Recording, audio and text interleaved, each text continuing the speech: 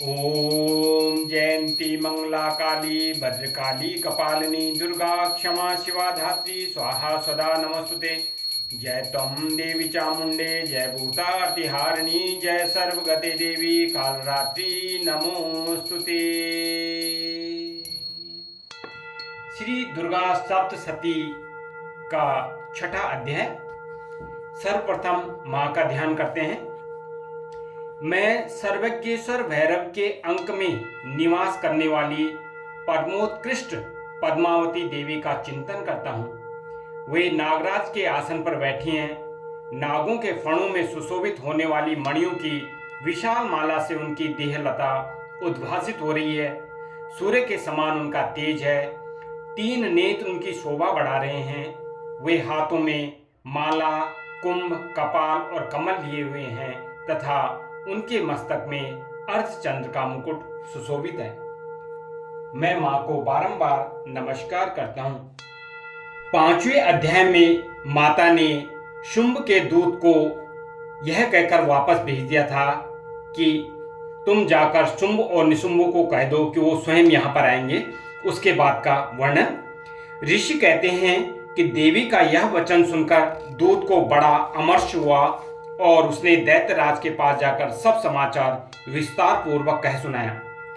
दूत के उस वचन को सुनकर दैत्यराज कुपित हो उठा और दैत्य सेनापति धूम्रलोचन से बोला, धूम्रलोचन, तुम शीघ्र अपनी सेना के साथ लेकर जाओ और उस दुष्टा के केस पकड़कर घसीटते हुए से बलपूर्वक यहां ले आओ।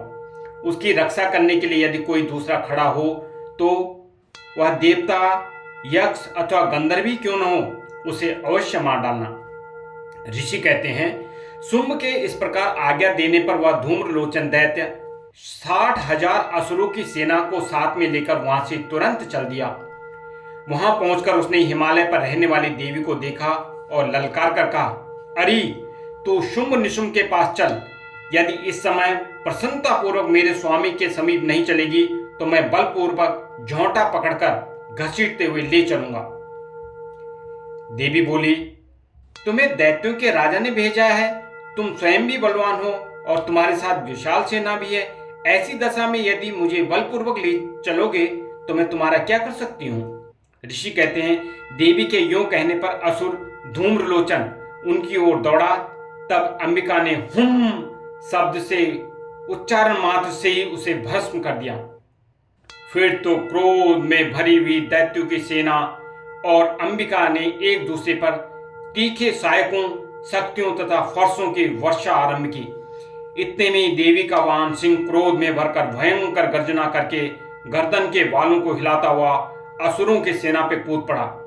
उसने कुछ दैत्यों को पंजों की मार से, कितनों को अपनी जबड़ों से और कितने ही महादैत्यों को पटक कर ओठ की दाढ़ों से घायल करके मार डाला। उस सिंह ने अपने नखों से कितनों के पेट फाड़ डाले और थप्पड़ मारकर कितनों के सिर धड़ से अलग कर दिए। कितनों की भुजाएं और मस्तक काट डाले तथा अपनी गर्दन के बाल हिलाते हुए उसने दूसरे दैत्यों के पेट फाड़कर उनका रक्त चूस लिया। अत्यंत क्रोध में भरे हुए देवी के वाहन उस महाबली सिंह ने क्षण भर में ही असुरों की सारी सेना का संहार कर डाला। शुंभ ने जब सुना कि देवी ने धूम्रलोचन असुर को मार डाला तब उसके सिंह ने सारी सेना का सफाया कर डाला। तब उस दैत्यराज को बड़ा क्रोध हुआ। उसका ओठ कांपने लगा। उसने चंड और मुंड नामक 2 महादैत्यों को आज्ञा दी, हे चंड और हे मुंड, तुम लोग बहुत बड़ी सेना लेकर वहां जाओ। उस देवी के झोंटे पकड़कर अथवा उसे बांधकर शीघ्र यहां ले आओ। यदि इस प्रकार उसको लाने में संदेह हो तो युद्ध में सब प्रकार के अस्त्र शस्त्रों का तथा समस्त आसुरी सेना का प्रयोग करके उसकी हत्या कर डालना। उस दुष्ट की हत्या होने तथा सिंह के भी मारे जाने पर उस अंबिका को बांधकर साथ ले शीघ्र ही लौट आना। इस प्रकार श्री मार्कंडेय पुराण में सावर्ण मनवंतर की कथा के अंतर्गत देवी महात्म्य में धूम्रलोचन वध नामक छठा अध्याय पूरा हुआ। जयंती मंगला काली भद्रकाली कपालिनी दुर्गा क्षमा शिवा धात्री स्वाहा सदा नमोस्तुते। जय त्वं देवी चामुंडे जय भूतार्तिहारिणी जय सर्वगते देवी कालरात्रि नमोस्तुते। हे माँ भगवती, अपने भक्तों पर सदा कृपा दृष्टि बनाए रखना। जय माता दी, जय माता दी, जय माता दी।